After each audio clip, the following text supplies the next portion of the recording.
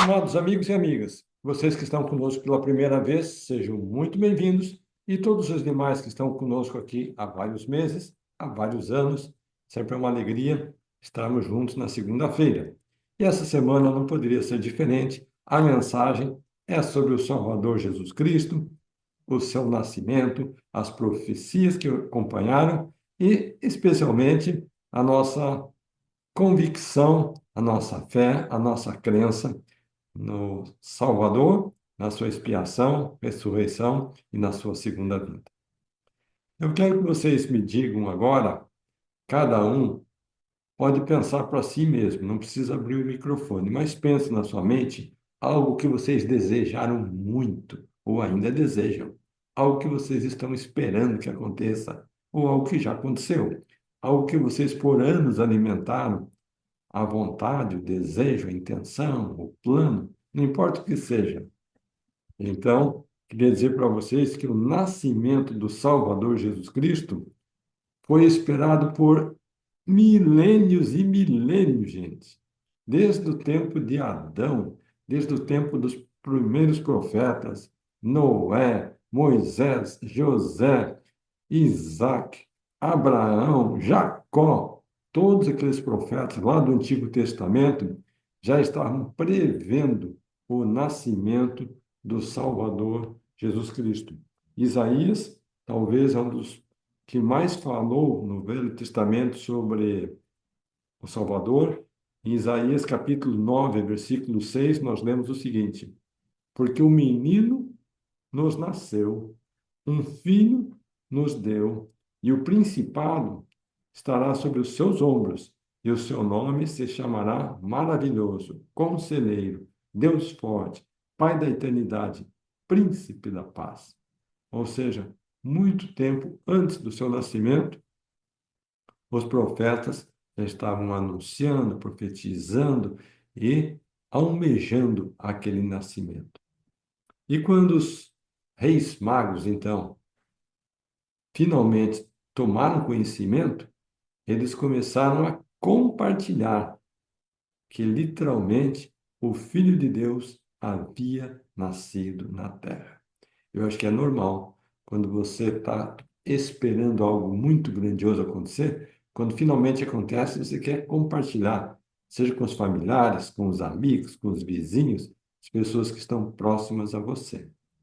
Mas a pergunta que eu faço uma pausa agora é: por que será que os judeus não aceitaram o Salvador Jesus Cristo? É porque eles estavam esperando um Salvador que ia livrá-los do jugo romano. Era uma questão, digamos assim, social-política. Eles estavam submissos a Roma e eles esperavam então que um Salvador viesse livrá-los do jugo romano. Não tinham a visão da salvação espiritual. E o que Herodes mandou fazer? Vamos matar todos esses bebezinhos novinhos que nasceram aí, porque aqui é a nossa terra, nós não queremos ter um outro rei. E foi ali que Maria, que foi a mãe do Salvador, José, que foi, digamos assim, o padrasto, se retiraram e foram até o Egito, até que o menino cresceu. E daí eles voltaram. E souberam que morreu Herodes. A Vaninha está me orientando aqui. Após a morte de Herodes, foi que eles retornaram, então, para Israel. Agora, é curioso saber, gente, que a cidade onde o Salvador nasceu se chama Belém. E Belém, na linguagem hebraica, sabe o que significa? A casa do pão. Se você entrar aí no chat GPT e perguntar o que significa a palavra Belém em hebraico, o chat vai dizer para você, a casa do pão. Então, é tão perfeito os acontecimentos em torno do Salvador, porque ele, por várias vezes, se declarou como sendo o pão da vida. Então, nada mais significativo do que ele ter nascido numa cidade que é tem o seu significado sendo a casa do pão. Ele que foi, afinal, aquele que se manifestou várias vezes como sendo o pão da vida. Mas a pergunta que nós fazemos é: o Salvador hoje, ele está vivo ou hoje ele está morto? Então, graças à sua expiação e graças à sua ressurreição, o Salvador está vivo. Semana passada, eu e a Vaninha acompanhamos um casal da China, aqui na cidade de Orlando, e eles foram assistir um encontro na Igreja de Jesus Cristo, Santos Últimos Dias. E quando eles entraram, ele disse: Olha, essa é a primeira igreja cristã que nós entramos que a gente não vê uma cruz. Mas por que que não tem uma cruz? É porque nós literalmente adoramos, reverenciamos, oramos para Jesus Cristo vivo, gente. Então, eles encontraram várias, digamos, gravuras do Salvador ministrando, curando, ensinando, estando com as criancinhas, com os apóstolos, mas não viram nenhuma imagem de uma cruz. Então, pense, nós, historicamente, culturalmente, pela tradição, nós carregamos um crucifixo, né? Como um símbolo do cristianismo. Mas, na verdade, nós deveríamos ter um símbolo da sua ressurreição, porque ele morreu na cruz, morreu, mas ele, depois do terceiro dia, ressuscitou, e ele vive hoje em dia. E é esse Jesus Cristo que o Fabião orou para ele, é esse Jesus Cristo que nós adoramos, reverenciamos, respeitamos, seguimos e fazemos tudo para que possamos nos aproximar da sua perfeição e, ao mesmo tempo, termos a esperança de contar com a sua misericórdia. Existe nos Estados Unidos uma canção sobre o Natal. E essa canção ela é muito significativa. Eu vou ler para vocês, que diz a letra. Eu vou ler a letra, né? Porque a canção teria que ouvir a canção. Mas é sobre o Salvador Jesus Cristo. Fala assim: Porque por mim Jesus morreu, eu viverei. Porque ele é o meu amigo, eu o seguirei. Porque ele traz ao mundo a sua luz, eu sinto paz. E quando ele, enfim, voltar, irei me ajoelhar. Eu louvarei para sempre e cantarei contente, com todos em união. Porque ele me salvou, ele me amou, eu posso ter paz. Porque ele deu tudo o que tinha para dar mais fé e amor, mais luz. E assim eu respiro, assim eu vejo, assim eu tenho esperança, assim eu amo e assim eu vivo. Então, felizmente, na nossa condição de vida, nós não estamos esperando o nascimento do Salvador. Há mais de 2000 anos ele veio e nasceu. Mas nós temos uma outra expectativa. Pode abrir o seu microfone e responder qual que é a expectativa que nós temos.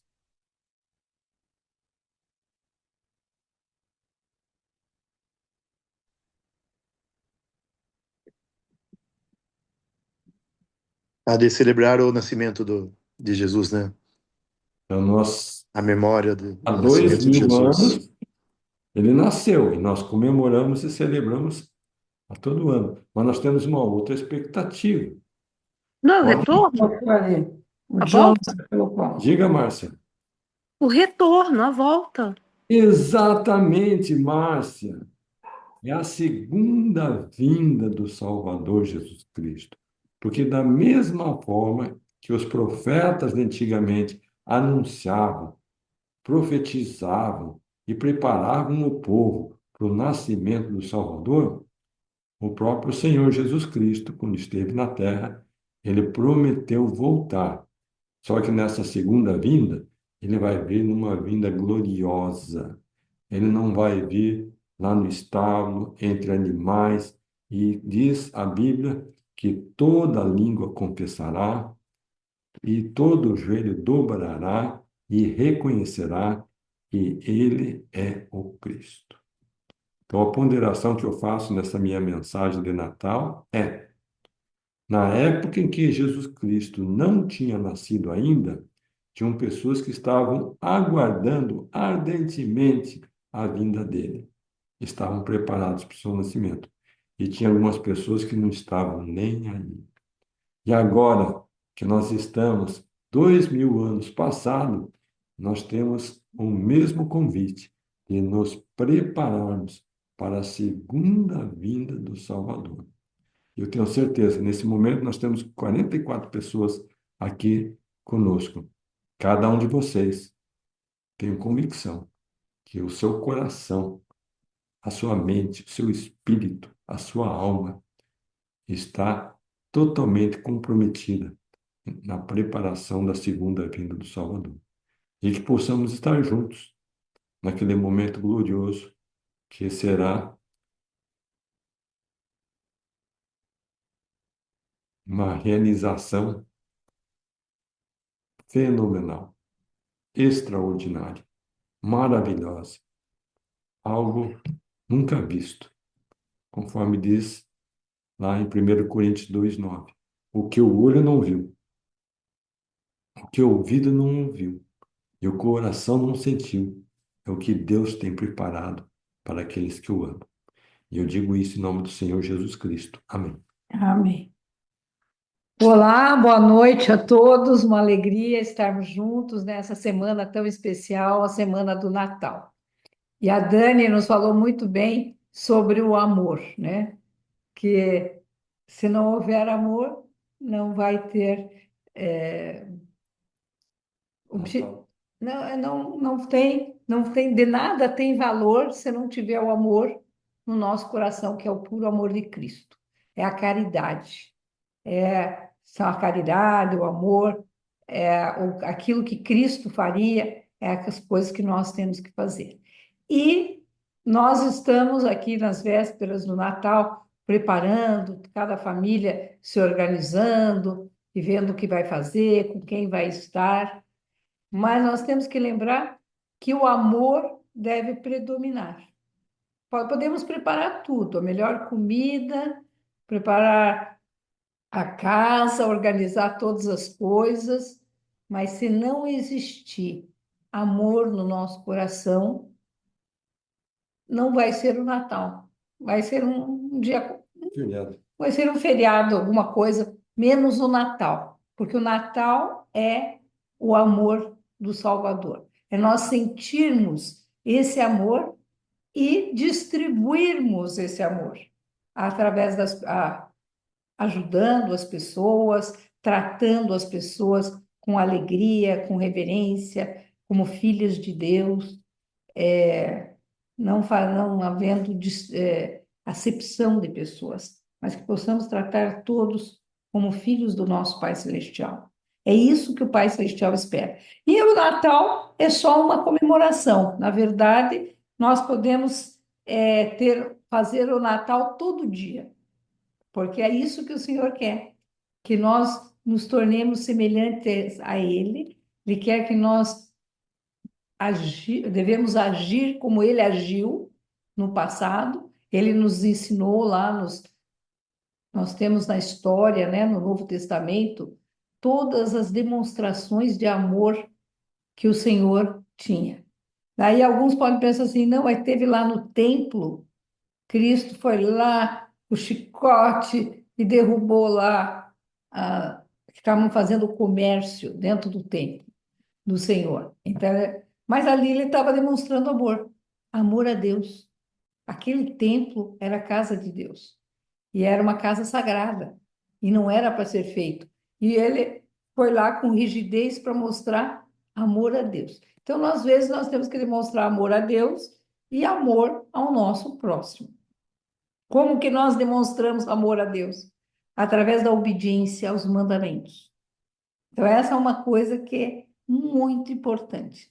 Nós conhecermos a palavra de Deus, conhecermos os mandamentos de Deus e aplicarmos isso na nossa vida. Porque só conhecer sem aplicar não tem valor. Então, nós temos que conhecer como que o Pai Celestial espera que a gente haja aqui nessa terra. Nós já vivíamos com Deus, Nós já vivíamos com Jesus Cristo antes de nascermos aqui na Terra. Nós tínhamos muita afinidade com o Salvador e com o nosso Pai Celestial. E Deus fez um plano. O plano dele exigia que fosse criada uma terra, um lugar para nós virmos, recebermos um corpo, desenvolvermos a nossa fé e desenvolvermos atributos cristãos para um dia voltar à presença do Pai Celestial. Então, isso é um plano que Deus estabeleceu.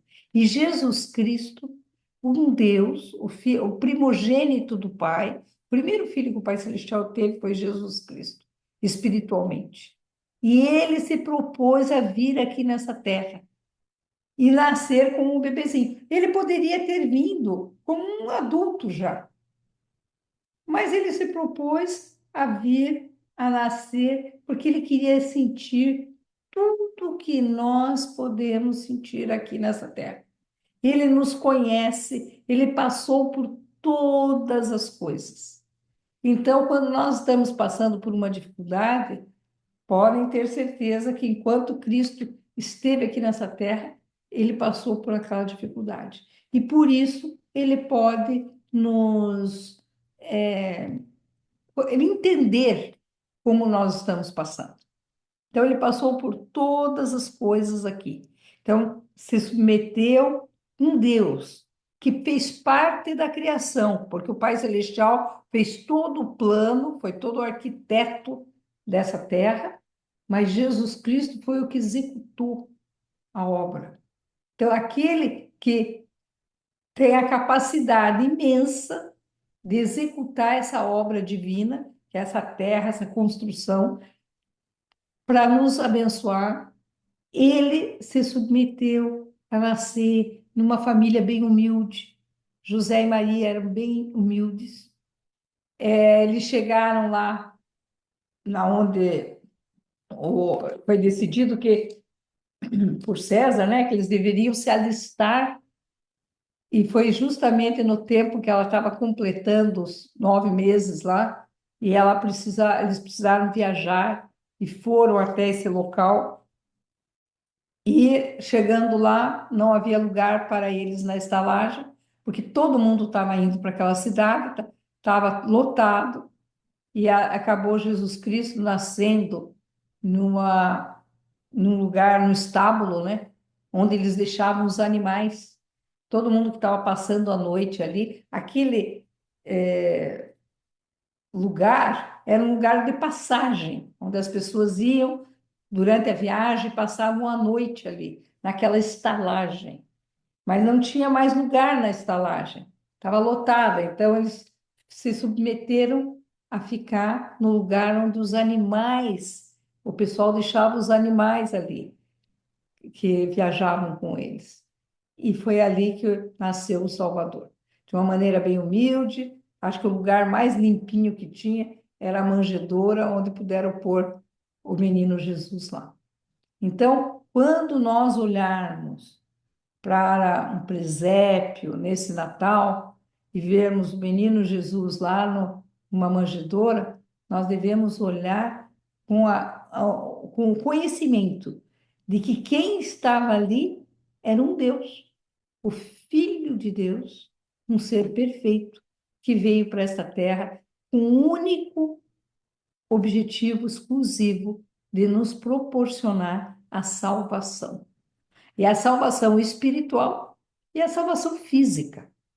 Então, tudo que Cristo fez por nós é algo assim extraordinário. Ninguém nessa terra fez nada parecido com o que o Salvador fez por nós. Ele fez por todos os filhos de Deus. Não fez acepção de pessoas. Foi algo que ele fez assim para todas as pessoas. E o Salvador, ele foi tão... Bondoso, Não, ele foi tão generoso. preciso, né, nas ordens do Senhor, de fazer exatamente aquilo que agradava o Pai Celestial. Então, ele veio para nos salvar e também para agradar o seu Pai, porque o seu Pai que pediu, para que fazia parte do plano ter um Salvador para que nós pudéssemos um dia voltar à presença de Deus. Então, Jesus Cristo, tem alguns que dizem que ele foi um grande filósofo, outros dizem que ele foi um profeta, outros dizem que ele foi um homem honrado, muito maravilhoso que viveu nessa terra. Nada disso é verdade. Jesus Cristo é o próprio Filho de Deus, um Deus que veio a esta terra para nos proporcionar a salvação. Então, esse entendimento de quem é Cristo, o que Cristo fez por mim, é muito importante nós sabermos. Porque é a partir desse conhecimento que nós vamos entender o nosso propósito aqui na Terra. Só vamos entender o nosso propósito quando nós entendermos quem é Jesus Cristo e o quanto eu posso confiar nele e contar com a ajuda dele na minha vida.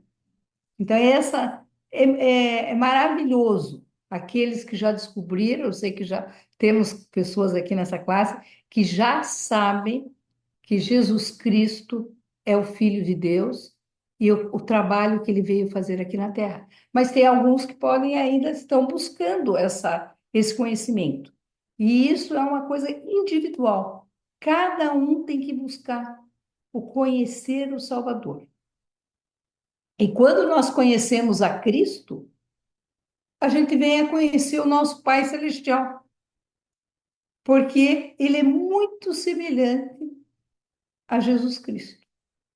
Ele é justo, ele é humilde, ele é bondoso, ele é misericordioso, ele é obediente, ele tem todas essas qualidades que Jesus Cristo tinha, e ele disse que ele era semelhante ao Pai.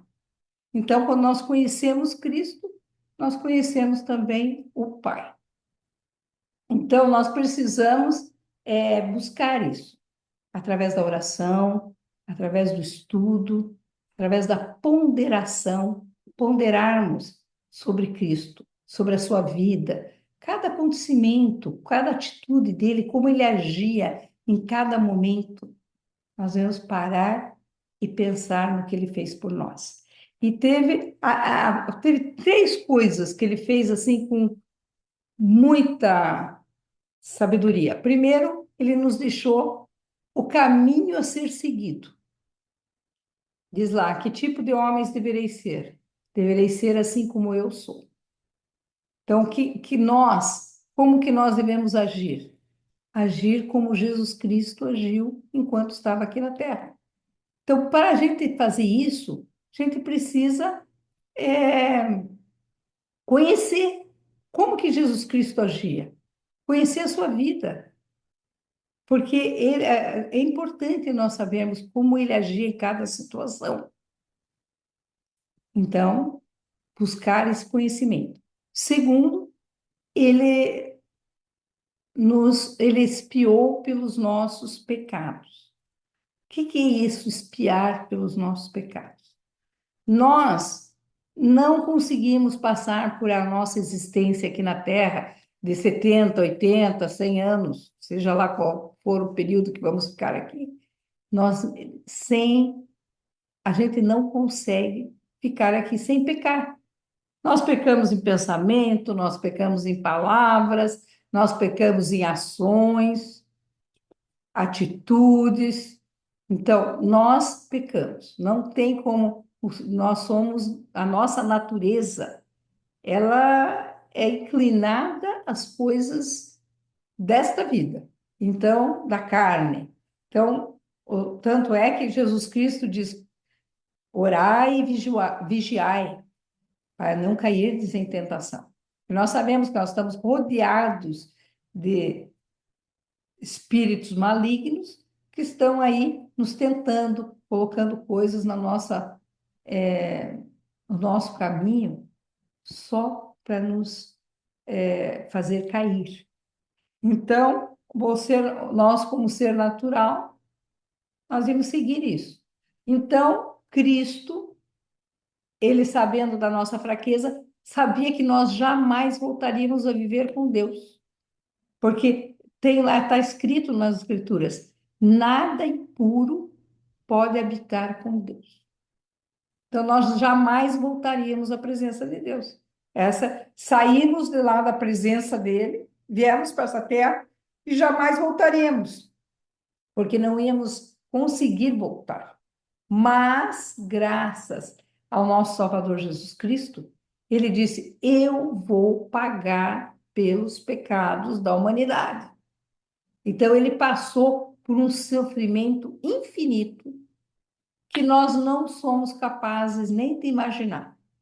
Nem de imaginar. A gente não é capaz de entender o sofrimento que Cristo passou pelos nossos pecados. Então, ele pagou pelos nossos pecados. Agora, é interessante, é o seguinte, nós precisamos fazer com que a expiação de Jesus Cristo tenha efeito na nossa vida. Porque senão ela não tem. Ele só vai ter efeito, essa expiação, quando nós nos arrependemos dos nossos pecados, sentimos pesar pelos nossos erros, reconhecemos diante de Deus que erramos, pedimos perdão, reparamos o erro, se necessário, e daí sim aquela expiação de Cristo tem validade sobre nós. Agora, se eu erro, deixa passar, não me importo. Erro de novo, não me importo, erro de novo, e não busco essa mudança, que é esse arrependimento, daí não tem efeito sobre mim a expiação de Cristo. Ela tem efeito, ele fez para todos. Quem o buscar, quem buscar a sua expiação, quem buscar o seu perdão, o perdão de Deus, né? Buscar ao Pai Celestial, pedir perdão pelos erros, aquela expiação vai ter efeito. Agora, se eu não pedir, não vai. Aquilo vai permanecer comigo. E eu um dia vou me apresentar perante Deus, lá no dia do julgamento final, e aquele pecado que eu cometi vai ser falado. Por quê? Porque eu não me arrependi. Agora, os pecados que eu me arrepender sinceramente, eles serão completamente limpos. Isaías já disse que poderia ser como carmesim, vermelho como carmesim, mas se tornariam brancos como a lã.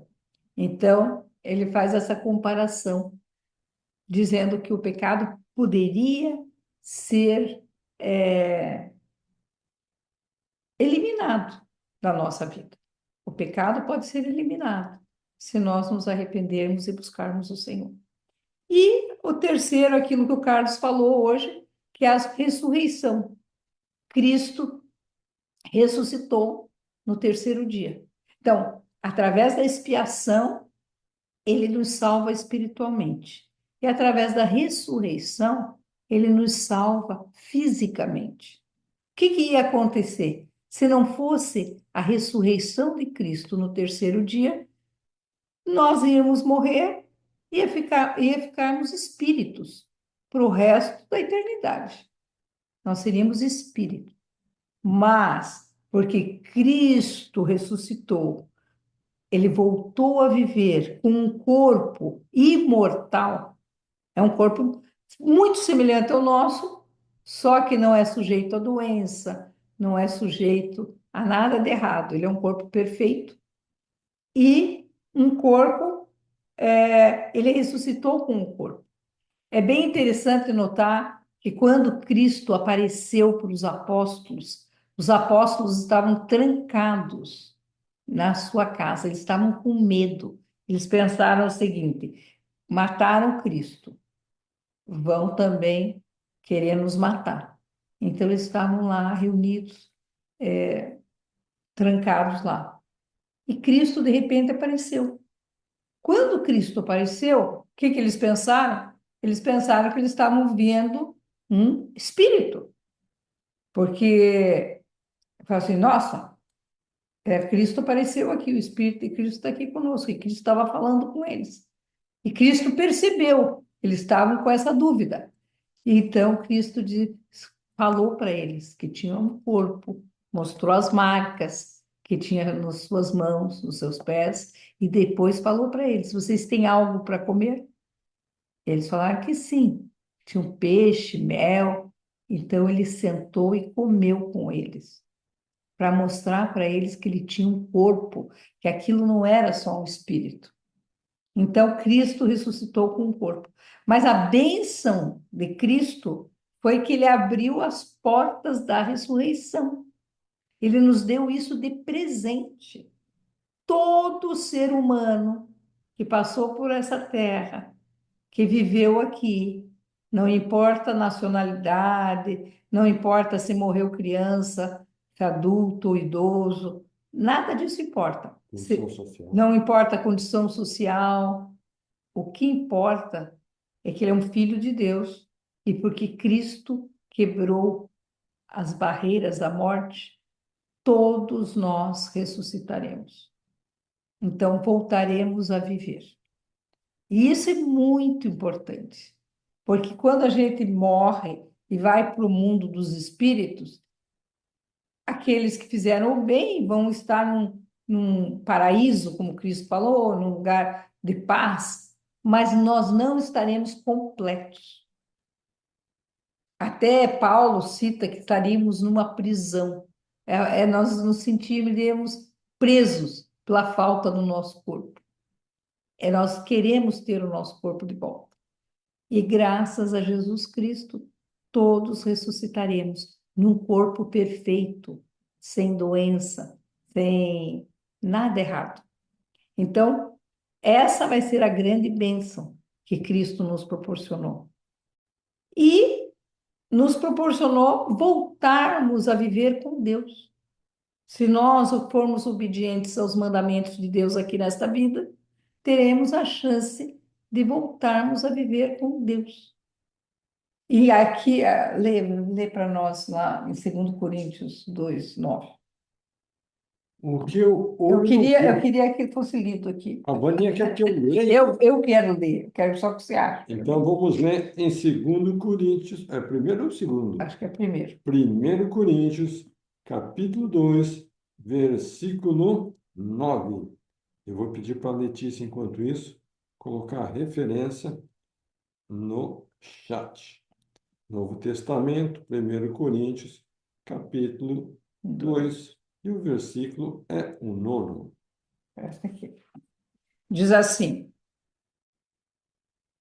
mas como está escrito, as coisas que o olho não viu e o ouvido não ouviu e não subiram ao coração do homem, são as que Deus preparou para os que o amam. Então, o Senhor está preparando algo, está trabalhando em preparação para nos receber aqueles filhos que o amam. Então, será que nós amamos o nosso Pai Celestial? Amamos Jesus Cristo? Essa que é a pergunta hoje. Quanto amor eu tenho por Deus? Quanto amor eu tenho pelo seu Filho Jesus Cristo? E ele, está preparando algo que ninguém nem imaginou ainda nessa vida para nos receber lá. Então, é muito bom ser bem recebido. Eu tive uma experiência quando eu fui missionária da Igreja de Jesus Cristo dos Santos dos Últimos Dias. Quando eu tinha 19 anos de idade, eu parti para essa missão no Rio de Janeiro. Fiquei lá por 18 meses, pregando o Evangelho. E daí, quando eu retornei, os meus pais fizeram uma recepção dentro das condições que eles podiam.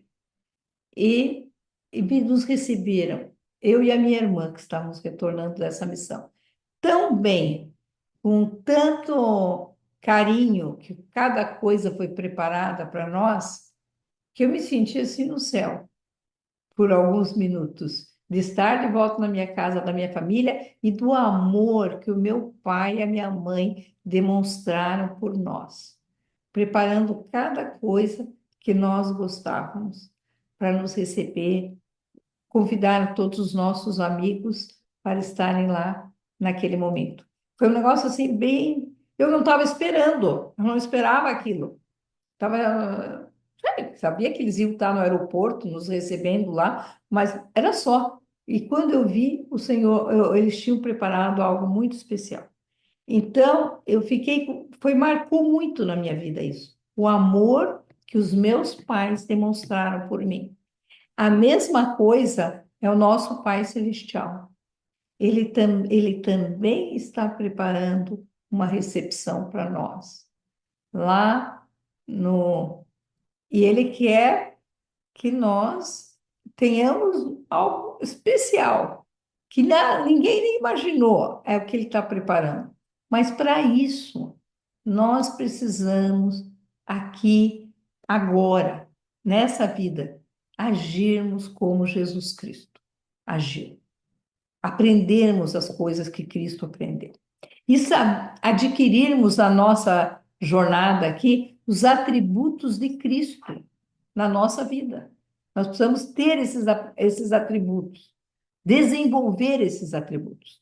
E nós não vamos conseguir fazer isso sozinhos. Nós só vamos conseguir com a ajuda de Cristo. Se eu quero ser mais honesto, eu posso pedir ajuda de Cristo, ele vai me ajudar a ser 100% honesta. Ah, eu quero ser mais caridosa. Cristo vai me ajudar a ser mais caridosa. Ah, eu quero ser mais paciente. Cristo vai me ajudar a ser mais paciente. Eu quero ter mais fé. Cristo vai me abençoar com mais fé. Mas eu preciso buscar isso. Eu preciso desejar isso. Eu preciso orar por isso. Eu preciso pensar sobre isso. Eu preciso ponderar sobre isso. Não posso deixar passar a minha vida, que as pessoas estão deixando a vida passar, sem se preocupar com as coisas espirituais. Então, eu só queria, o tempo aqui acabou, meu tempo, mas só para dizer para vocês que eu desejo um Natal repleto de amor, repleto de alegria, e que o Senhor esteja com as suas famílias, que vocês consigam demonstrar o amor de Cristo em vocês, que através de vocês possam transmitir o amor de Jesus Cristo para todos os filhos de Deus. E eu digo isso em nome de Jesus Cristo. Amém. Agora, Amém. nós temos hoje bem pouco tempo aqui para